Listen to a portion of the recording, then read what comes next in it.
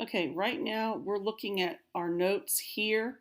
However, we are going to do a little bit of review. So we are going to review homeostasis. We are going to review the picture of your cell membrane.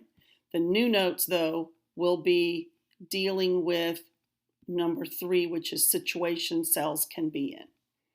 Okay, so first, let's look at this. You know what it feels like. You've been studying hard in med school, but it's your classmate who keeps getting high. The cytoplasmic membrane of a prokaryotic cell is the main gateway for movement of molecules in and out of the cell. This membrane may also be called the cell membrane or plasma membrane. Cytoplasmic membranes in bacteria are comprised of a phospholipid bilayer. Each phospholipid contains a phosphate head located on the outer part of the bilayer, attached to a glycerol and 2 fatty acid, which face the core of the membrane. The phosphate is negatively charged and hydrophilic, while the tail portion of the phospholipids is hydrophobic. Thus, cytoplasmic membranes are very effective at blocking passage of many molecules, while other molecules are allowed to pass. Cytoplasmic membranes also contain 2 types of proteins.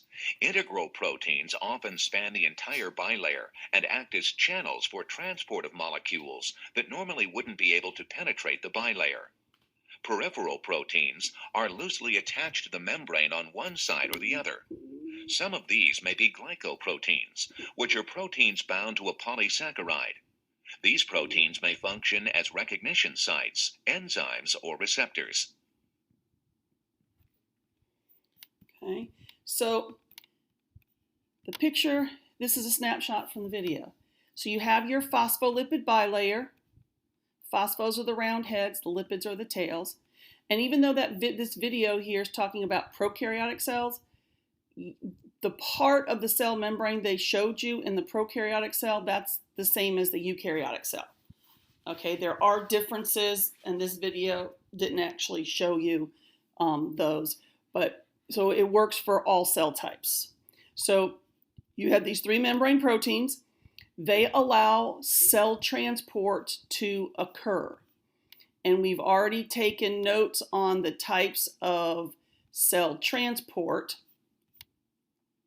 with passive and active transport from the last set of notes.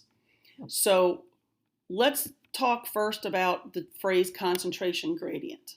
Okay, so if you are a little bit confused about this term, you can add it to your notes. Concentration gradient, the word gradient means difference. So this word means difference. Concentration means amount. So this literally means that there is a different amount of solute on either side of the membrane. So the cell membrane wants homeostasis. So cell membrane wants a balance on both sides. But when you drink soda, or you have coffee as sugar in your coffee or your tea, even if you drink water, you are changing the solute concentrations. When you're eating, you're adding food, you're adding solutes to the blood, so you are changing its concentration, which then causes cells to act. Excess sweating causes the blood to lose water, so that also will require the cells to respond. So the cell membrane responds based on these life events. Now, sometimes, as in the video, things can diffuse. This was facilitated diffusion because it had a membrane to help. Same thing with this one and this one. They're all facilitated diffusion because the membrane helped them. And then other particles just went right through the membrane themselves. But this has to happen. The cell membrane is constantly resetting the balance. So this is where the new notes begin. So this we've just talked about again. This is the picture we're looking at in the notes. And then with this, there are terms. So these are your definitions. And then right here, you have the pictures. Okay, so I'm going to divide these pictures up in the notes into different slides, and then we're going to talk about them, fill these in. Okay, so we're going to look at A first, then we're going to look at picture B, then we're going to look at picture C. So looking at picture A first, so I took that out of the picture, so that's right here, A. If we look at it, this is when there is an equal or the same amount of solute on either side of the membrane, and this is a healthy cell. So you can see you've got the yellow solute particles that are in the environment or the blood, and then you've got a red blood cell, and you've got an arrow, one going out, one going in, so it's equal. Okay, this is a simple drawing where they just drew a line, a circle, and you can see even though there's less solutes inside the cell than outside, the concentration is the same, because inside the cell is a lot smaller space than an entire blood vessel. So even though there's a little bit of a difference here, this is the same concentration inside the cell as outside because there's less space. Okay, so think about if you got unsweet tea at a store because they ran out, a restaurant, they ran out of sweet tea.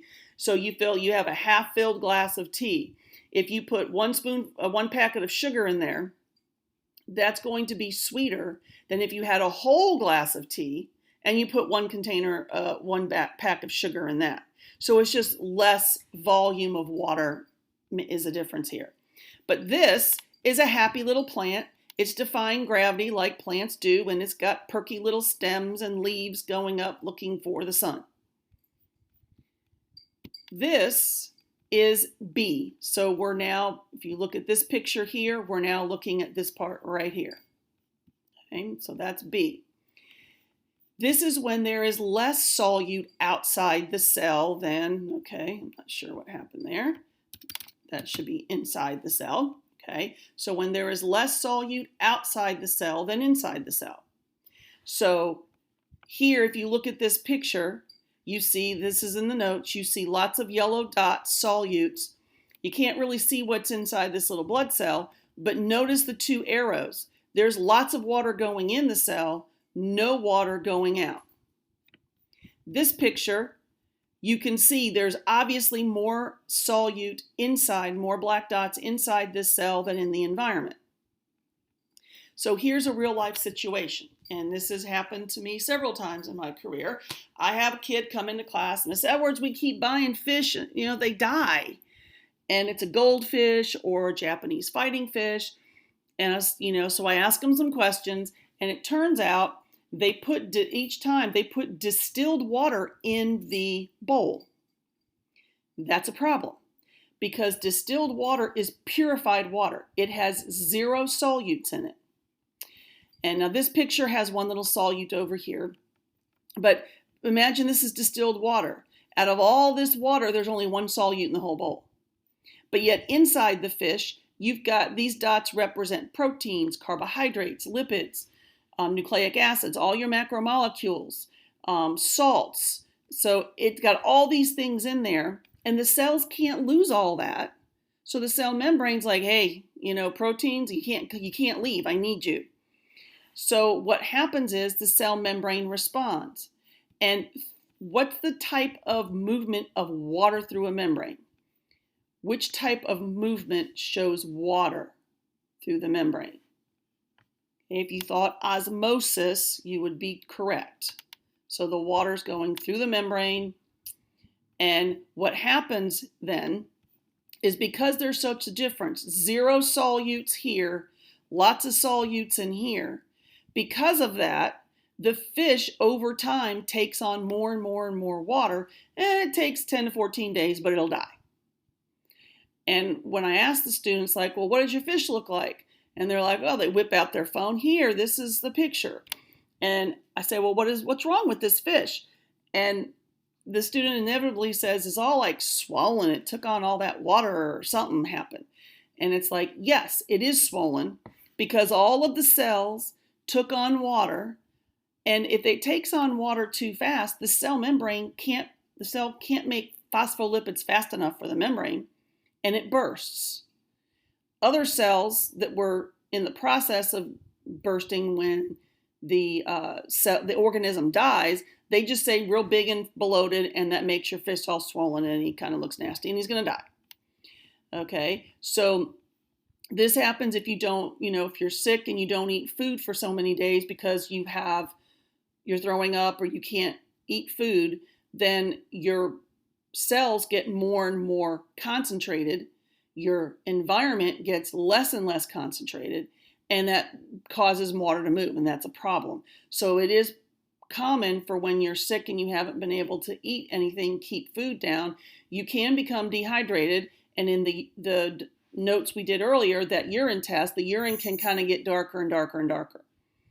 One thing you can drink when you are sick is like Powerade, Gatorade, something that's got not only carbohydrate in it, which is some sugars, but it also has salts. It'll have salts in it as well, which will help keep equilibrium.